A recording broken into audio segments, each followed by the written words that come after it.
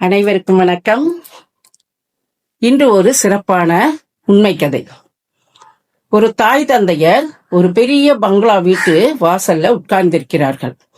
எவ்வளவு நேரமாகியும் கதவு திறக்கவில்லை. காலை விடிந்தது. வருவார்கள், கதவு திறக்கப்படும் என்று எதிர்பார்த்து கொண்டு காத்திருக்கிறார்கள். அப்படி இருக்கும்போது ஒரு 8 மணி ஆன பிறகு அந்த வீட்டிற்கு, பங்களாவிற்கு சொந்தக்காரர்கள் வருகிறார்கள் கதவை திறந்து கொண்டு. ஐயா வணக்கம், இது என்னுடைய மகனுடைய வீடு, நீங்கள் ஏன் இங்க அமர்ந்திருக்கிறீர்கள் என்று கேட்கும்போது அந்த பெற்றோர் தாய் தந்தை சொல்கிறார்கள், இந்த வீடு உங்கள் மகனது, உங்கள் மகன் பெயர் என்ன அப்படின்னு கேட்கிறாங்க. என் மகன் பெயர் ராகுல். அவன் நிறைய படிச்சிருக்கான், நிறைய பட்டங்கள் பெற்றிருக்கான், இங்க ஒரு பெரிய கம்பெனியில பெரிய அதிகாரியா இருக்கிறான் அப்படின்னு.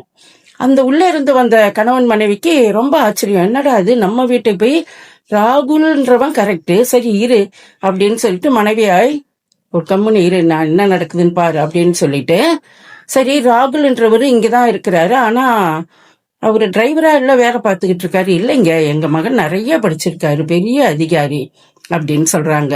அப்படிங்களா, ஒரு நிமிஷம் இருங்க அப்படின்னு சொல்லிட்டு எதையும் காண்பித்துக் கொள்ளாமல் உள்ளே சென்று அந்த ராகுலுக்கு போன் பண்ணுகிறார் அந்த பங்களாவின் முதலாளி. தம்பி, ஒரு அவசர வேலை இருக்கு, இன்னைக்கு வெளியில போகணும், கொஞ்சம் வரியா கார் எடுக்க அப்படி சொல்றாங்க. ராகுலும் வரான். நீ என்ன பண்ணிக்கிட்டு இருக்கிற, இந்த வீடு உன்னிதுன்னு சொல்லி இருக்கிற, நீ பெரிய கம்பெனியில வேலை செய்யறதா வேற உன்னுடைய பெற்றோர்களுக்கு சொல்லி இருக்கிற, என்ன நடக்குது இங்க அப்படின்னு சொல்றாங்க. அதுக்கு அவன் அழுதுறான். ஐயா என்ன மன்னிச்சிருங்க, எங்க அப்பா அம்மா எல்லாம் கிராமத்துல இருக்கிறாங்க, ஆனா அவங்களுக்கு நான் நிறைய படிச்சிருக்கேன், நான் ஒரே மகன், நிறைய படிச்சும் வேலை இல்லாம திரியிறான்றது அவங்களுக்கு தெரிஞ்சதுன்னா ரொம்ப மனசு வருத்தப்படுவாங்க.